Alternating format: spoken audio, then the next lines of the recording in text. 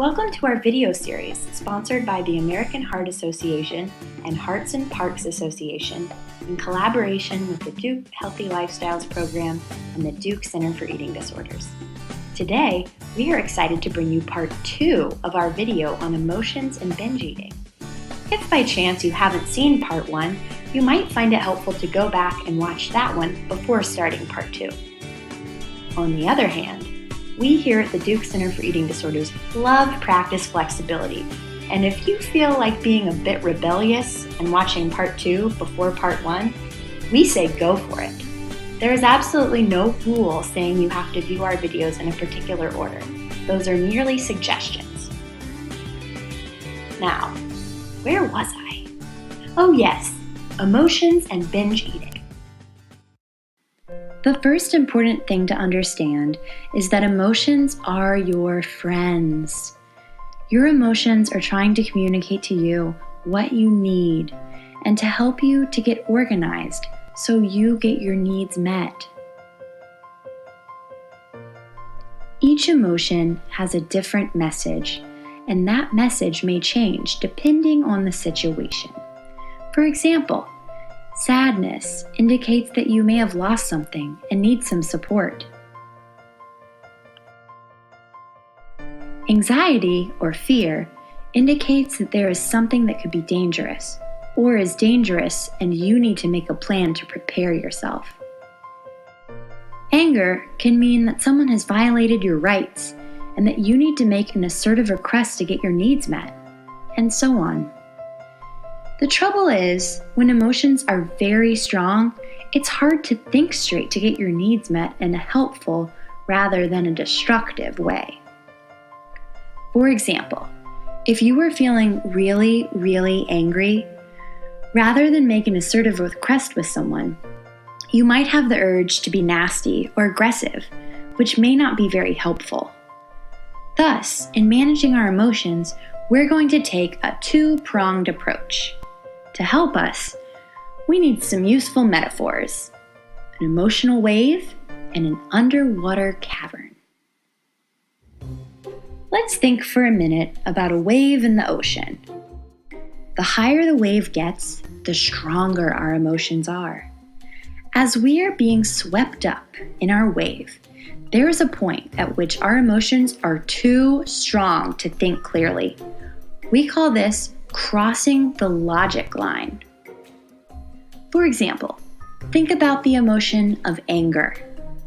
Maybe we start off irritated, then we get annoyed, then we get frustrated, then mad, then angry, and then poof, we cross the logic line and are full of rage and feel like we want to attack the world. I am full of rage! This happens for positive emotions too. We start off content, then happy, then giddy, then excited, then joyous, and then poof! We cross the logic line and are rapturously ecstatic and feel like we own the world and that the world should and can give us whatever we ask. I am rapturously ecstatic! This brings us to our first wave strategy. When you cross the logic line, only physical or sensory strategies work. You can't talk yourself down or through these moments usually. What kind of strategies work? Think about strategies that soothe your senses. You could wrap yourself in a cozy blanket, light a nice smelling candle, play some relaxing music, look at a beautiful sunset or watch birds, suck on a peppermint. Think about strategies that give your senses a jolt. This is similar to engaging your senses, but you do it with a pow. Take a steaming hot shower. Play really loud music or scream. Bite on a hot jalapeno pepper.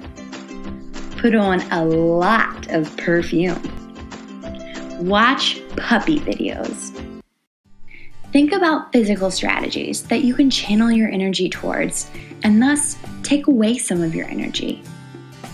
For our high energy wave emotions, think about strategies that change your breathing and your heart rate. Think about combining a bunch of these strategies for the ultimate POW. Does food work? It does. For a second. But then you have to deal with the negative feelings that come afterwards. The same holds true with our low energy emotions. Rather than a wave, you can think of low energy emotions like sadness or depression as sinking into an underwater cavern. Peacefulness and calmness live there too. The same rules apply. Once you cross the logic line, stick to sensory and physical strategies. Talking yourself down won't work very well. However, we are not quite done yet. After you've gotten through that difficult moment of intense emotions and have gotten below the logic line so you can think clearly, you still have some work to do. You have to figure out what your emotions were trying to tell you so you can get your needs met. You may not know what you were feeling or what that feeling was trying to tell you.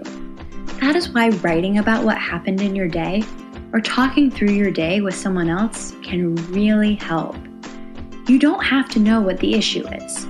You could say something like, "I'm not sure why I feel so blah and down. Do you think you could help me figure it out?" Of course. Let's just walk through what happened today and see if we can figure out when your mood changed from positive to negative, or from negative to more negative. That will give us some important clues. Thanks, Mom. It feels better even to just be talking it through. There you have it, folks. Binge eating is complicated.